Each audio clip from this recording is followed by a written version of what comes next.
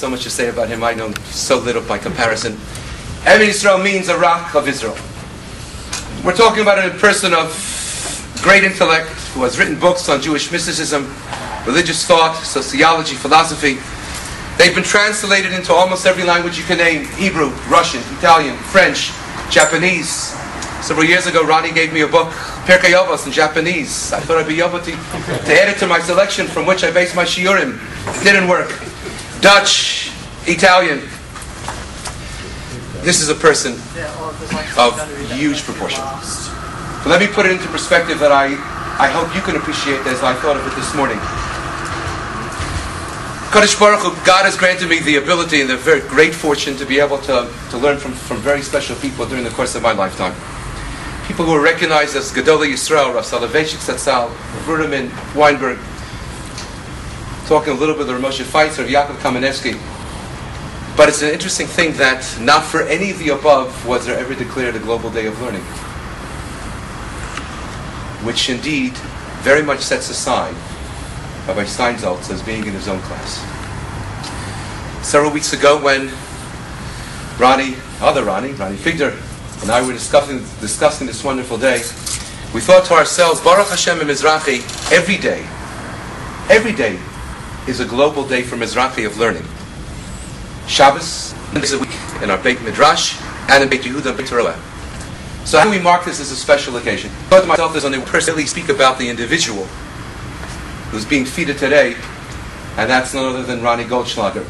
So I simply picked up the phone, called Ronnie, his cell phone, his mobile, who was in Israel at the time. I woke him up in the middle of the night, and I said, Ronnie, so first I apologized all over myself. But being himself, he always takes my calls with such kindness and sweetness. And he said, no, it's okay, it's all right, it's okay. I said, oh my gosh, what time is it? He wouldn't tell me, but I calculated, I think it was 3 in the morning. But it's all right, because I reminded him that I once woke him up when he was in Masada. So that was also okay. And Ronnie, as you know, co-authored the book with Rabbi Steinsaltz. The book is entitled The Mystery of You. I had opportunity to read through much of it. I can tell you 2 things about it.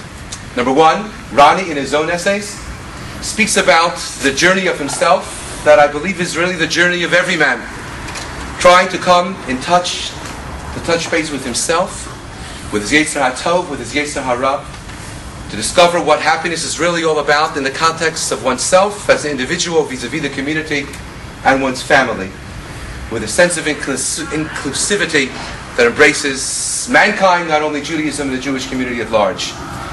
And then I had a chance to read many of the essays of Rabbi Steinsaltz, and they're worth reading. They're very much worth reading as well. So without further ado, I introduce to you the person who is not simply a chaver, a friend, but a dear, dear talmid of Rabbi Steinsaltz, who can indeed embellish upon what any of us have read or know about the individual, and really share with us stories and understandings of the person so we could appreciate what tonight is really all about.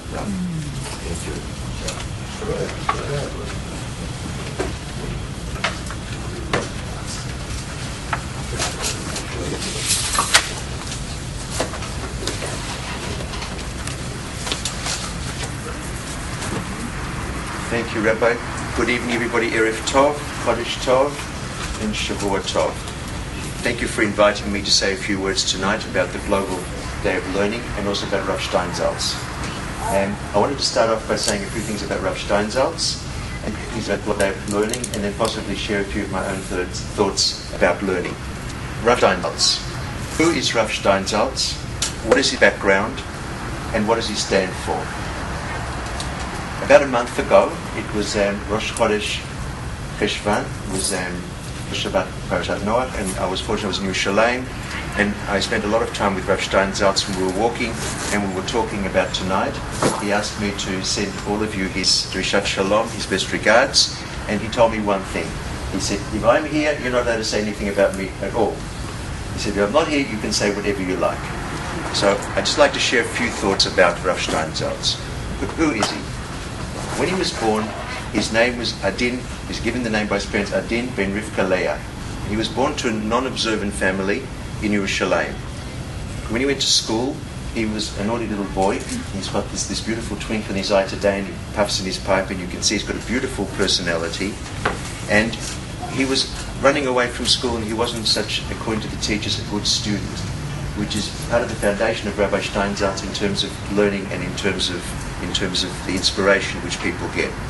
He learned to read at a very young age, and he became a copious reader.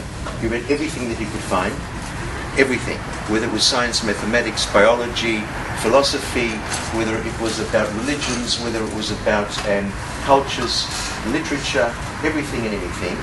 And then he discovered Jewish learning. So he decided by himself that he'd partition his day. In the mornings, during the day, he'd read Limudei Chol, let's say, normal things, studies of the world, and in the night he'd read Limudei Kodesh, totally self-taught, and you can read about him. I'm not going to go through his whole CV. He's one of the youngest principals ever in Israel at 18. He was principal of a school, and to me, I'll go through a few other names if I may. Unfortunately, he has a health problem. Part of it's genetic. So in his younger years, when things weren't so good, one of his very close friends was the late Lubavitcher Rebbe. And the late Lubavitcher Rebbe said to him, you need to change your name. So he gave him the name Even Yisrael, which means Rock of Israel. So who's Rabbi Steinsaltz? And to his wife Sarah, he's Adin. To himself, he's Adin. And his children and grandchildren, he's either Adin or Abba or Saba. And to people, he's whatever they see in him. To me, he's a good friend. We're just good friends, very close friends. We have no barriers, and we just have this amazing ability to connect and talk about anything and everything. It's interesting to note in his name, which my wife Dina pointed out, that Adin and Even Yisrael are such a beautiful combination and contradiction of names, because Adin means to be delicate, to be very sweet, which he is. He's a very sweet person. And Even Yisrael is rock hard in terms of his identity and in terms of who he is. One thing which I've noticed with him, and I've been very fortunate, very blessed to be with him at different times in different places in the world, is it doesn't matter what Rav Steinsaltz is doing. He can be reading, he can be writing, he can give a lecture, it can be a shiur, he can be davening. Whenever anybody comes up to him, he immediately stops, he looks at them in the eyes. It can be a man, it can be a woman, it can be Jewish, it can be not. It makes no difference what's it. Child, he loves children, looks them in the eyes, talks with them, and he's timeless. It doesn't matter what the pressures are, what he has to do, he just gives them the time. When they finish talking, and as they leave, he gets back to what he was doing before.